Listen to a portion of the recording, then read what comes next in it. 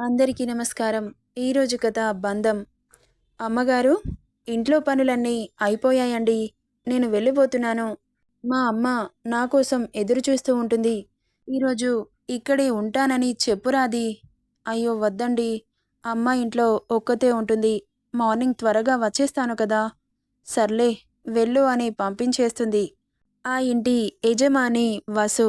అంతలో ఆమె భర్త సూర్య లోపలికి వస్తుండడం చూసి, అయ్యగారు, నేను వెళ్ళొస్తానండి. అమ్మగారిని అడిగావా? అడిగానండి. సరే రాది, వెళ్ళిక అని చెప్పి సరాసరి తన భార్య రూంలోకి వెళ్ళిపోయాడతను. వసు, ఇప్పుడెలా ఉంది? అలాగే ఉందండి. చాలా నీరసంగా ఉంది. రేపొకసారి హాస్పిటల్‌కెళ్దాం. సరేనండి. ఏమైనా తాగావా? రాధి జ్యూస్ చేసి ఇచ్చిందండి. తాగాను. సర్లే, కాసేపు రెస్ట్ తీసుకో. మీరు పక్కనుంటే చాలా హాయిగా ఉంటుంది. కాసేపు కూర్చోవచ్చుగా అనగానే భార్యని నవ్వుతూ చూస్తూ ఆమె పక్కన కూర్చున్నాడు సూర్య. ఇక ఇద్దరూ కాసేపు కబుర్లు చెప్పుకొని ఆ రోజున అలా గడిపేశారు. రాధి, వచ్చేసావా? నీకోసమే ఎదురు చూస్తున్నా. నేను హాస్పిటల్‌కి వెళ్తున్నాను. నేను వచ్చే వరకు ఇంట్లోనే ఉండు. సరే అమ్మగారు అంటూ ఆమె పనిలో నిమగ్నమైపోయింది. సూర్య తన భార్యని తీసుకుని హాస్పిటల్‌కి ప్రయాణమయ్యాడు. ఏమైందండి? చాలా నీరసంగా ఉంది డాక్టర్. ఫీవర్ కూడా వస్తోంది. ఏం తినాలనిపించట్లేదు అని చెబుతుంటే టెస్ట్ చేసి కంగ్రాచ్యులేషన్స్, మీరు తల్లి కాబోతున్నారు అని గుడ్ న్యూస్‌ని చెప్పింది. Thank you doctor. ఎన్నో సంవత్సరాలుగా ఎదురుచూశాం.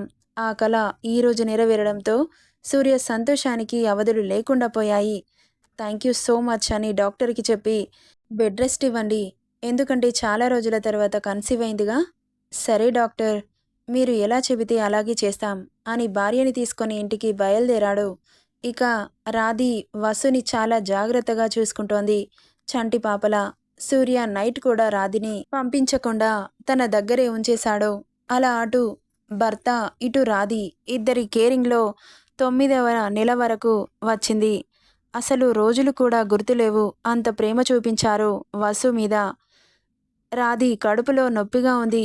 త్వరగా నన్ను హాస్పిటల్‌కి తీసుకెళ్ళు అంటూ ఏడుస్తుంటే, అయ్యో అమ్మగారు, అయ్యగారు రోజూ ఉంటారు. ఈరోజు ఎక్కడికెళ్లారండి? ఇప్పుడు నేనేం చేయాలి? దేవుడా! అనుకుంటూ ఎటూ పాలు పోవట్లేదు ఆమెకి. ల్యాండ్‌లైన్ నుండి సూర్య నెంబర్‌కి కాల్ చేసింది. కానీ లిఫ్ట్ చేయట్లేదు. ఎన్నిసార్లు చేసినా లిఫ్ట్ చేయకపోవడంతో గార్డెన్‌లో పనిచేసే అతన్ని పిలిచి ఇద్దరూ కలిసి ఆమెను కారులో పడుకోబెట్టి హాస్పిటల్‌కి తీసుకెళ్లారు. పెయిన్స్ అంతకంతకు ఎక్కువైపోతున్నాయి. రాధికి ఏం చేయాలో అర్థం కావట్లేదు. చల్ల చెమటలు పుడుతున్నాయి. కొంచెం ఓర్చుకోండమ్మగారు అంటూ హాస్పిటల్ రావడంతో కారాగింది. ఇక ఇద్దరూ కలిసి తనని లోపలికి తీసుకెళ్లారు. డాక్టర్ ఎమర్జెన్సీగా అడ్మిట్ చేసుకొని ట్రీట్మెంట్ జరుపుతున్నారు. చాలాసేపు అవస్థపడి చివరగా ఓ మగ బిడ్డకి జన్మనిచ్చింది వసు. పాప ఏడుపు వినిపిస్తుంటే రాధి ఫేస్లో నవ్వు విరిసింది. అసలు అయ్యగారు ఎక్కడికెళ్లారు? అసలు ఎంత కాల్ చేస్తున్నా లిఫ్ట్ చేయట్లేదేంటి? అని ఆమెకు టెన్షన్‌గా అనిపిస్తుంటే అటూ ఇటూ తిరుగుతూ ఉంది టెన్షన్‌గా. ఎందుకంటే అతని పర్మిషన్ లేకుండా చొరవగా హాస్పిటల్‌కి తీసుకొచ్చాను. ఏమైనా అయితే ఎవరి బాధ్యత అని ఆమె బాధ. ఇక డాక్టర్ లేబర్ రూమ్ నుండి డల్‌గా బయటకొస్తూ, మీరు తనకి ఏమవుతారు? ఏం కానండి. వాళ్ళింట్లో పనిచేసే పని మనిషిని అని చెప్పింది రాధి. వాళ్ళ భర్త రాలేదా? ఎక్కడికెళ్లారు? కాల్ చేస్తే కలవట్లేదండి. అర్జెంటుగా వాళ్ళాయనని ఎక్కడున్నా పిలిపించండి.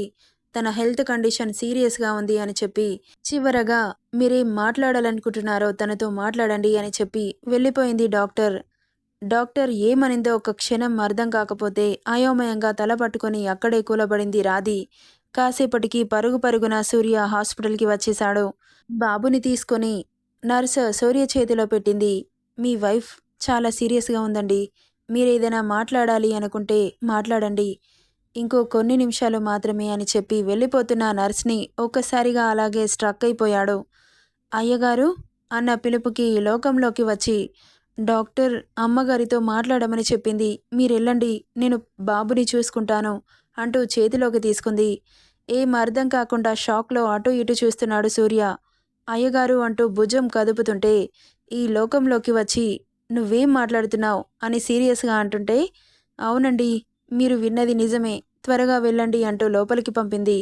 చావు బ్రతుకుల మధ్య కొట్టుమిట్టాడుతోంది వసు. ఆమెను చూడగానే ఒక్కసారిగా నిలుక్కుపోయాడు. భార్యని ఆ పరిస్థితుల్లో చూస్తుంటే అతనికి కన్నీరు ఆగడం లేదు. వసు అంటూ పరిగెత్తుకుంటూ వెళ్ళి ఆమె చెయ్యి పట్టుకొని కన్నీళ్లు పెట్టుకుంటుంటే అతని తలపైన చెయ్యి పెట్టి ఇలా ఏడ్చి, "నన్ను బాధ పెట్టకండి. నేను బ్రతకను. మన కొడుకు అనాథలా మారకూడదు. ఒక బిడ్డకి తల్లి ప్రేమ చాలా అవసరం. మీరు మళ్ళీ పెళ్లి చేసుకోండి." ఏంటి? నేను మళ్ళీ పెళ్లి చేసుకోవాలా? అసలేం మాట్లాడుతున్నావు వసు? వచ్చింది నాకు భార్య అవుతుంది కానీ కొడుక్కి తల్లి అవ్వలేదుగా? లేదండి. రాధి చాలా మంచిది. నా కొడుకుని తన కొడుకు కంటే ఎక్కువ ప్రేమగా చూసుకుంటుంది. తనని పెళ్లి చేసుకోండి.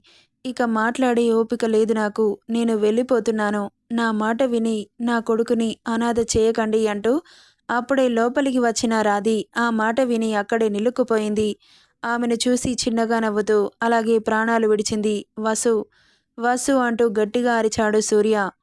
నువ్వెళ్ళడానికి వీల్లేదు. నేను వెళ్ళనివ్వను అంటూ ఆమె చేయి పట్టి ఊపుతుంటే ప్రాణం లేని శరీరం చలనం లేకుండా ఊగుతోంది కానీ స్పందించట్లేదు. ఏడ్చి ఏడ్చి అక్కడే కూలబడిపోయాడు. ఇక ఎన్ని రోజులు గడుస్తున్నా కానీ సూర్యలో ఎలాంటి చలనం లేదు. రాధి బాబు అనాథ అవుతాడని ప్రేమగా చూసుకోవడం మొదలుపెట్టింది. ఆయన్ని ఎలా మనిషిగా మార్చాలి ఆమెకేం అర్థం కావట్లేదు. ఎప్పుడు వసు ధ్యాసలోనే ఉంటున్నారు అని బాధేస్తుంటే ఒకరోజు మాట్లాడాలని అతని రూమ్కెళ్ళింది. అయ్యగారు అని పిలవగానే తల తిప్పి చూశాడు. ఎన్ని రోజులు అమ్మగారి ధ్యాసలోనే ఉంటారు? ఇలా చొరవ తీసుకుంటున్నానని నన్ను కోపగించుకోకండి. మిమ్మల్ని నమ్ముకొని మీ కొడుకు కూడా మీ ప్రేమకి దూరం అవుతున్నాడు. ఒక్కసారి ఆలోచించండి అంటూ ఆ పసిగుడ్డుని అతని చేతిలో పెట్టి అక్కడి నుండి వెళ్ళిపోయింది రాధి. వాడు కాళ్లతో తండ్రి గుండెల మీద తంతుంటే అప్పుడు ఈ లోకంలోకి వచ్చి ఎదురుగా ఉన్న కొడుకుని చూస్తుంటే వసు గుర్తొచ్చి కళ్ళ వెంట నీరు వరదలా వచ్చేసింది. ఇక అప్పుడు అతని భార్య మాట్లాడిన మాటలు గుర్తొస్తుంటే, ఇప్పటి నుండి నీ మాట మీద నేనుంటాను వసు, నువ్వు బాధపడకు, మన కొడుకుని కళ్ళల్లో పెట్టి చూసుకుంటాను అని కొడుకుని గుండెలకి హత్తుకున్నాడు. వాడి స్పర్శ అతనికి ఓదార్పునిస్తుంటే బాబు తలపై ముద్దు పెట్టుకుంటూ ఆఫీస్కి వెళ్ళడం మానేసి బాబుతోనే టైం స్పెండ్ చేస్తున్నాడు. రాధి కూడా శ్రద్ధగా అటు బాబు ఇటు సూర్య ఆలనా పాలనా చూస్తుంటే నిజంగా వసు చెప్పినట్లు చాలా మంచి అమ్మాయి అనిపించింది అతనికి. కానీ నా మనసులో నా భార్యని పెట్టుకొని రాధిని పెళ్లి చేసుకుంటానంటే నా మనసు ఒప్పుతుందా? రాధి పెళ్లికి ఒప్పుకుంటుందా? తను ఎన్ని రోజులు నా ఇంట్లో పని చేస్తూ ఉంటుంది?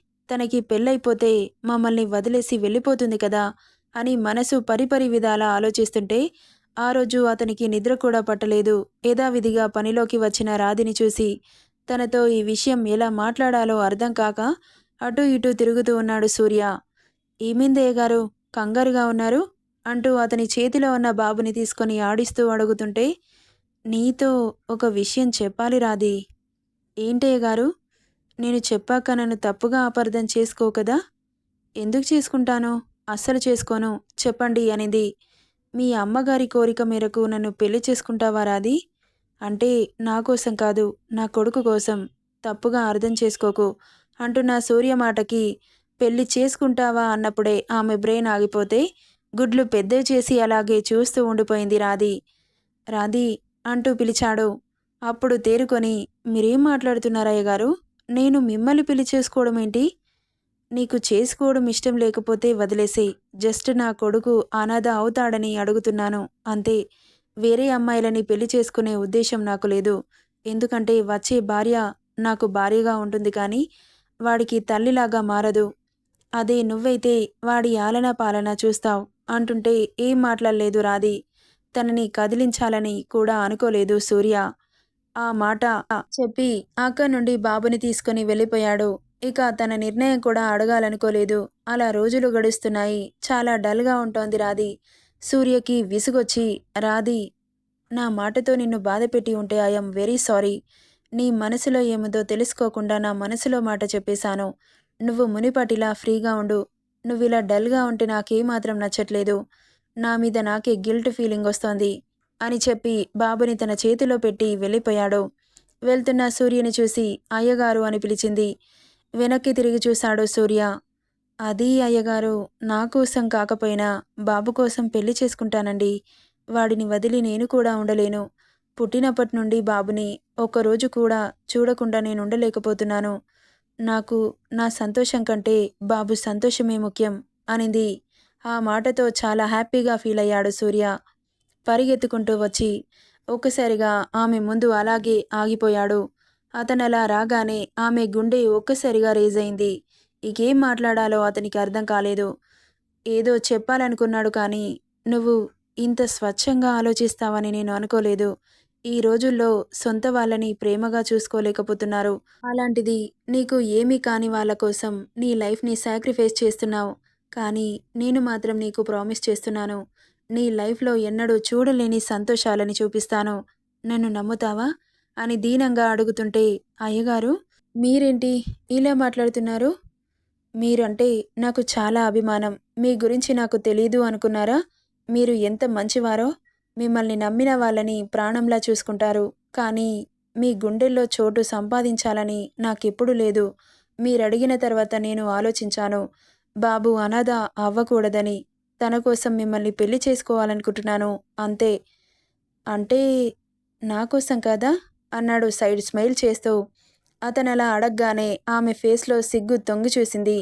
ఆ సిగ్గులో అతనికి సమాధానం దొరుకుతుంటే నవ్వుతూ అక్కడి నుండి వెళ్ళిపోయాడు. రేపు పంతులు గారితో మాట్లాడి మన పెళ్లి ముహూర్తాలు పెట్టించి రిజిస్టర్ ఆఫీస్‌లో నిన్ను పెళ్లి చేసుకుంటాను అని చెప్పి సరాసరి అతని రూమ్‌కి వెళ్ళిపోయాడు. అతనలా మాట్లాడుతుంటే ఆమె గుండె అరచేతుల్లో పెట్టుకొని నిలబడింది. అతను వెళ్తే గాని నార్మల్‌గా కొట్టుకోలేదు. పెళ్లి అనగానే ఏ ఆడపిల్లకైనా టెన్షన్‌గానే ఉంటుంది కానీ, ఆమె తన లైఫ్‌లో ఎక్స్‌పెక్ట్ చేయలేనిది. కాబట్టి అందరికంటే ఎక్కువ టెన్షన్ పడుతోంది రాధి. ఆలోచిస్తున్న రాధి రూమ్‌లోకి వచ్చాడు సూర్య. ఉలిక్కిపడి బెడ్ మీద నుంచి లేచి నిలబడింది. "ఇదిగో ఈ చీర కట్టుకో. నన్ను చూసి అంతలా టెన్షన్ పడాల్సిన అవసరం లేదు. నార్మల్‌గా ఉండు" అని చెప్పి అక్కడి నుండి వెళ్ళిపోయాడు. వెళ్తున్న అతన్ని క్షణం చూసి స్నానం చేయడానికి వాష్‌రూమ్‌కెళ్ళింది. రెడీ అయి ఇద్దరూ అక్కడి నుండి బాబుని తీసుకొని రిజిస్టర్ ఆఫీస్‌కి బయలుదేరారు. ఇక వాళ్ళిద్దరినీ దండలు మార్చుకోమనడంతో ఒకరికొకరు పూలమాలలు మార్చుకొని పేపర్స్ మీద సైన్ చేసి అక్కడి నుండి ఇంటికి బయలుదేరారు. బాబుని ఒడిలో పడుకోబెట్టుకొని ఏటో ఆలోచిస్తూ ఉంది రాధి. ఆమె చెయ్యి మీద అతను చెయ్యి పడగానే ఉలిక్కిపడి అతన్ని చూసింది. "ఎందుకంతలా టెన్షన్ పడుతున్నావు?" అంటుంటే ఆమె చేతులు చిన్నగా షివర్ అవుతున్నాయి. గట్టిగా పట్టి ప్రెస్ చేసి ఆమె చెయ్యి తీసుకొని ముద్దు పెట్టుకున్నాడు. ఒక్కసారిగా ఒళ్ళంతా జల్లుమంది. నవ్వుకున్నాడు సూర్య. ఇక ఇల్లు రావడంతో కుడికాలు పెట్టి లోపలికెళ్లారు. కొత్త పని మనిషి ఇద్దరికి దిష్టి తీసి లోపలికి ఆహ్వానించింది. అసలు ఎప్పుడైనా అనుకుందా ఇంత పెద్ద ఇంటికి కోడల్ని అవుతానని?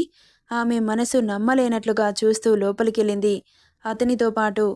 ఇంకా ఎప్పటిలాగే తన రూమ్‌కి వెళ్తుంటే ఆమె చేయి పట్టి ఆపి, "ఇప్పట్నుండి అది మన రూమ్ పద" అంటూ అతని రూమ్‌కి తీసుకెళ్లాడు. అతనితో పాటు వేస్తున్న అడుగులు భారంగా పడుతున్నాయి. గుండె వేగం అమాంతం పెరిగిపోతుంది. రూమ్‌కి వెళ్ళిన ఇద్దరూ డోర్ క్లోజ్ చేసి బాబుని బెడ్ మీద పడుకోబెట్టి ఆమెను గట్టిగా హత్తుకున్నాడు. "చాలా థాంక్స్ రాధీ. నా కోసం నీ లైఫ్‌ని సాక్రిఫైస్ చేశావు" అని చెబుతుంటే కరెంట్ షాక్ కొట్టినట్లు అనిపిస్తోంది ఆమెకి. గొంతులో నుండి మాట బయటకు రావట్లేదు. కళ్ళల్లో నీళ్లు మాత్రం చేరాయి. టెన్షన్‌తో ఆమె ఫేస్‌ని అతని దోసిట్లోకి తీసుకొని నుదిటిన ముద్దాడి, "నీ కంట్లో ఈ నీళ్లు నేను చూడకూడదు. వసు నిన్నెందుకు పెళ్లి చేసుకోమందో నాకర్థం కాలేదప్పుడు. నువ్వు బాబుని చూసుకునే విధానం నాకు చాలా బాగా నచ్చింది. నీలాగా హార్ట్‌ఫుల్‌గా ఎవరూ ఉండరు. లవ్ యూ రాధీ" అంటూ ఆమె నుదుటిపై ముద్దిచ్చి ఇద్దరి పెదాలని ఏకం చేశాడు. మొదటగా పెడుతున్న ముద్దుకి ఆమె ఒళ్ళు అతని ఆధీనంలోకి వెళ్ళిపోయి వణుకుతుంటే గట్టిగా గుండెలకి హత్తుకొని ఆమె వెన్ను నిమిరాడు పెదాలు వీడి. ఇక వాళ్ళిద్దరి సంసార జీవితానికి ఆ రోజు శ్రీకారం చుడుతూ వివాహ బంధాన్ని వాళ్ళ జీవితాల్లోకి ఆహ్వానించి ఒకరి ప్రేమలో ఒకరు మునిగిపోయారు రాత్రంతా.